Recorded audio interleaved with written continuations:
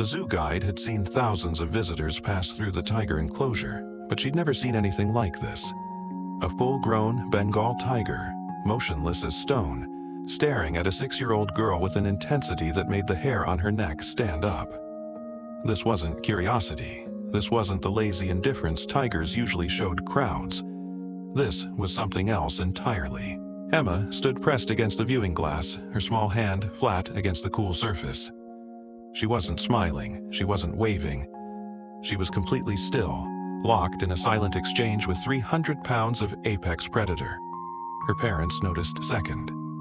Her mother's laugh died mid-sentence when she saw her daughter's posture, the way the tiger had abandoned his usual patrol route to plant himself directly in front of the glass. "Emma, honey, step back," her father said, his voice tight with manufactured calm. Emma didn't move. The tiger's eyes never wavered, golden, unblinking, focused with the kind of attention predators reserve for prey.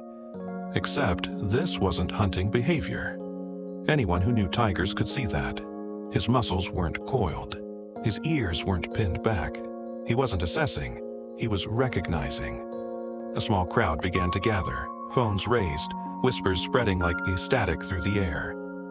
The zoo guide, Sarah, pushed through gently. She'd worked with these tigers for 7 years. She knew their moods, their triggers, the subtle shifts in posture that meant everything. What she was seeing now didn't fit any pattern she'd learned. "Has she been here before?" Sarah asked Emma's mother quietly. "First time. We just moved to the city last month." Sarah's stomach tightened.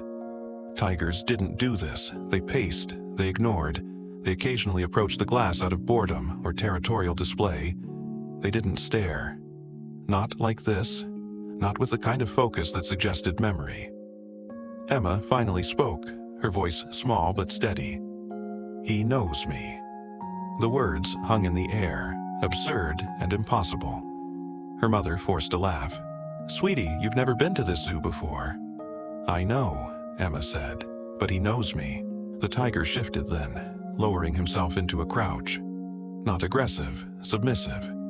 His massive head tilted slightly, and something that sounded disturbingly like a whimper escaped his throat. Sarah felt ice slide down her spine. In 7 years, she had never heard that sound from this animal. Other staff members arrived, drawn by the growing crowd and the radio chatter. Protocol demanded they clear the area, create distance, restore normalcy. But Sarah raised her hand, stopping them, because removing the child felt wrong in a way she couldn't articulate. The tiger wasn't threatening Emma. If anything, he seemed anchored by her presence. "What's his name?" Emma asked, still not looking away from the glass. "Raja," Sarah answered quietly. Emma nodded as if this confirmed something. "He's sad." Adults don't like it when children say things like that. It disrupts the comfortable boundary between anthropomorphism and observation. But Sarah had spent enough time with these animals to know that sadness existed here, complex and real. She'd seen it in mothers who'd lost cubs, in tigers relocated from familiar territories. What she'd never seen was that sadness focused so precisely on a human child. Raj's breathing changed, deeper, almost labored. His eyes closed briefly, then opened again, still locked on Emma. When he lifted his paw and pressed it against the glass, mirroring the placement of Emma's hand, the crowd went completely silent. The size difference was staggering. Emma's palm disappeared beneath the shadow of his paw, claws retracted, pad pressed flat with deliberate gentleness. They stayed that way for what felt like minutes but was probably only seconds.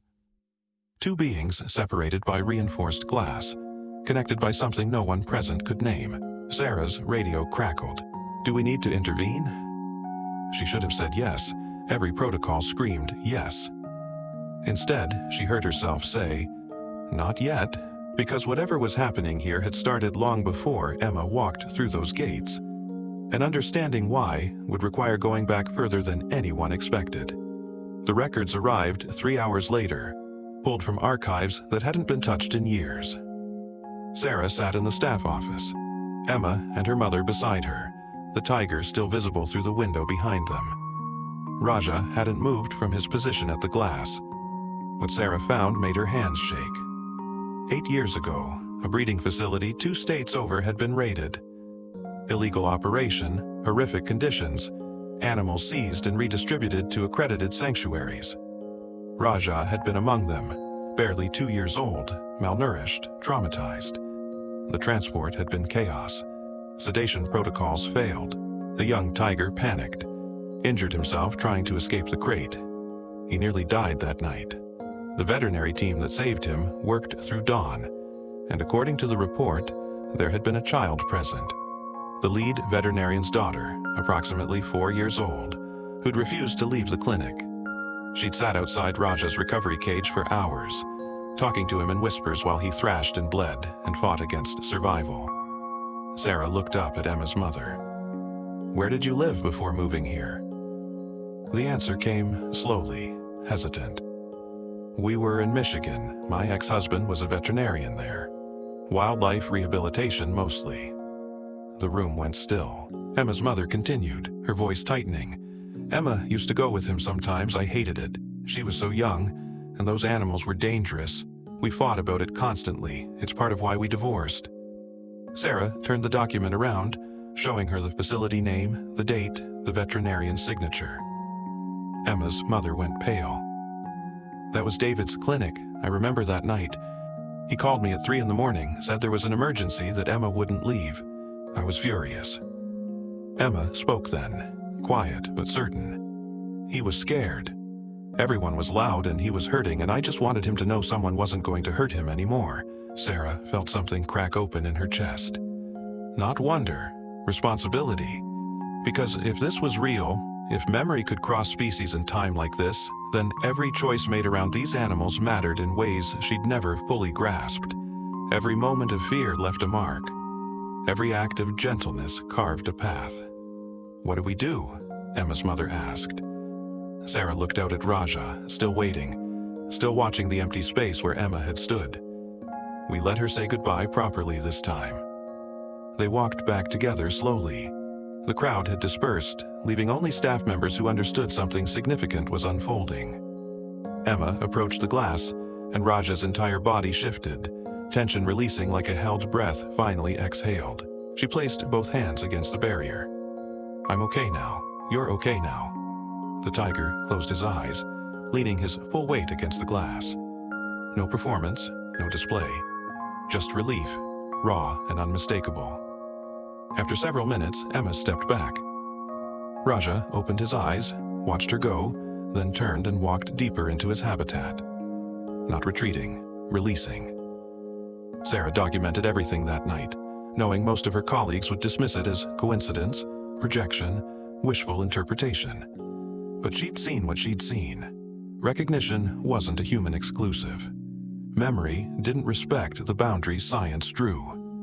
Emma visited twice more that month, then stopped. Not from fear, but because the urgency had passed.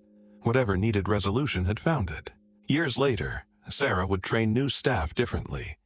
She'd teach them that animals don't forget kindness or cruelty. That presence matters. That a child's whisper in the dark can echo across time in ways we're only beginning to understand. Raja lived another decade, calmer than he'd ever been. And sometimes on quiet mornings he'd still pause at that spot near the glass, remembering what it felt like when someone chose to stay.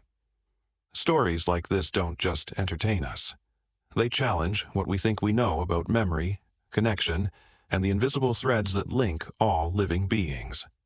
Perhaps the most profound moments aren't the ones we plan, but the ones where recognition transcends everything we've been taught is impossible. And maybe that's exactly what we need to remember.